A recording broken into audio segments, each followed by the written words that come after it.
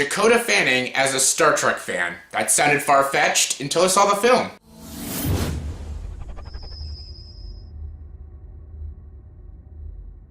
Hey everyone, welcome to the review, and here's my review for the movie Please Stand By. Yes, Please Stand By stars Dakota Fanning, Alice Eve, and Toni Collette, and this movie's directed by Lewin, who previously wrote and directed the movie The Sessions. Very good film, and now this film, really under the radar for a lot of people. I don't think a lot of people will probably go see this film.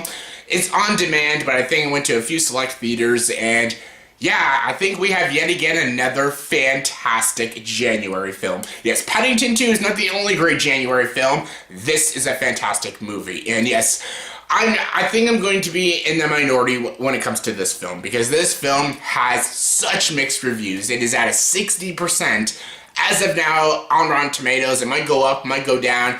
It is such a very decisive movie, and I'm so glad I'm on the positive side. I'm so glad I had such a connection to this movie, because this is a fantastic film, and I think hands down it's one of the best films I've seen so far this year, which is not saying much because it's January still, but loved this fucking movie. Yes, Please Stand By is about a young girl named Wendy. She has high-functioning autism, and she lives in this group home, and she is obsessed with Star Trek. Yes, she watches the show. That's all she does with her time is watch Star Trek, and she relates a lot to the character Spock, because Spock himself, I think a lot of autistic people can relate to the character and stuff, and basically she reads about a competition, a script writing competition about someone write their own fan-made Star Trek movie, and the winner gets $100,000, so she writes her own, 500-paged movie of her own Star Trek film about Spock and everything, all about, human emotion and stuff, and logic and everything, and basically she goes on this road trip to Paramount Pictures to get her script for this contest so she can win the money and basically, live on her own and basically have her own life and stuff outside the group home, because she doesn't want to live in this group home anymore, even though it's run by a pretty cool person played by Toni Collette, who she calls Scotty.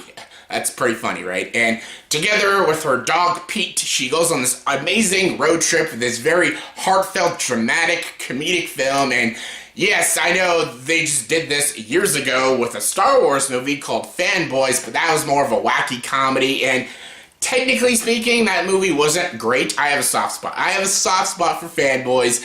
It's not a great movie. It has very one-dimensional characters, but the laughs do hit, and I do relate to that. As you saw in my top 10 most related movies, I relate a lot to Fanboys, because those guys are like me and my friends. We just talk a lot of shit about Star Wars. We love Star Wars, but I also love Star Trek, and Star Trek's more about intellect and science and logic and stuff, and yeah, not a road trip movie about Star Trek. Is more of a heartfelt, dramatic, deep, smart film, and I absolutely love this movie. I thought this was so good, so well directed, so well written. It has a lot of care put into this movie, it has a lot of passion put into this movie, and it's actually really well acted. Dakota Fanning's not an actress I always like. She's kind of hit and miss with me. She did some good roles when she was a child, but she never really struck with me, but she is so good in this movie as the character Wendy.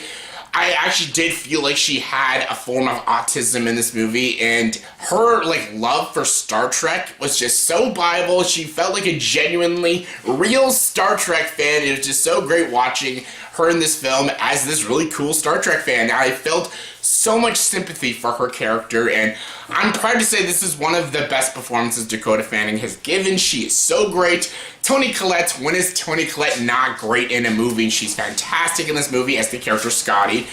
I love Patton Oswalt in this movie. He's in one scene as a police officer who speaks Klingon. Fantastic. That's a role made for Patton Oswalt. Even Jessica Rothe is in this movie in one scene. Her one scene in this movie is better than her one scene, or her many scenes in Forever My Girl and shit like that. She was great. Everyone was great in this movie. Even Alice Eve, another actress that I don't always care for, she was great as the sister. A sister that really cares for her but also worries about her. She doesn't want to show her niece to her because she thinks she might be dangerous and stuff. And they deal with a lot of realistic things about this illness and everything. And they don't play it for laughs. They don't make fun of it. They don't insult it. It's not offensive, this movie. it is actually a genuinely heartwarming story about a person with autism who loves Star Trek and wants to get their movie to Paramount Pictures. And there's a lot of care and passion in this film, and it's really well directed, it's really well structured, it's very well written, the comedy is really good, but there is more drama than comedy. And again, Dakota Fanning is so good in this movie, and her dog, Pete, that's the name of her dog, probably the cutest fucking dog I've ever seen in movies. I don't much care for that shit, but it's a fucking adorable dog. Awesome. And yeah, again, a lot of the comedic elements worked, the dramatic elements work.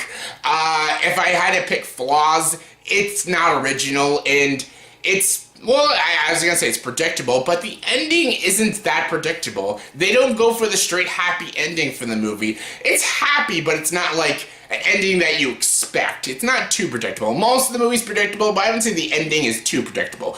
But the story itself isn't completely original, but I really don't give a shit. I think this is such an underrated film. I don't think anyone's probably going to see this film. I doubt many reviewers are going to review this film, so I'm glad to get a review out for you guys and give it a huge praise. I think if you're a Star Trek fan, you can have a lot of connection with this film. I think if you're a person with any sort of illness, or especially autism, I think you can have a connection with this film. And I think if you just love good road trip movies, I think you'll have a connection with this film. It's not just for Star Trek fans, but a lot of Star Trek fans will fucking love this movie, so that's why I love it. But I think this movie is for a lot of people. I know some critics are kind of panning it, which I'm not listening to. I strongly disagree with them on this one. I think this is a really great film, really heartwarming, really well directed, and it's got really good acting. And again, there's just so much passion put into it. And again, it's got logic and intellect in this film, just like Star Trek itself. And yeah, I love this movie, and I highly recommend this one. So yeah, if you guys could check it out in your local theaters, or check it out online or on demand, please check it out. It's so good. On a scale of 1 to 10, I'm going to give the movie Please Stand By a 9.5 out of 10. Definitely one of my favorites of the year so far. Check this one out. So yeah, that was my review for the movie Please Stand By. So in the comment section below, please tell me, what is your favorite movie that stars Dakota Fanning? Yes, I don't like a lot of movies with Dakota Fanning, but this is definitely one of my favorites. But what is your favorite movie that stars Dakota Fanning? Comment below, let me know. And as always, for this video, please like, subscribe to this channel, and join the dark side.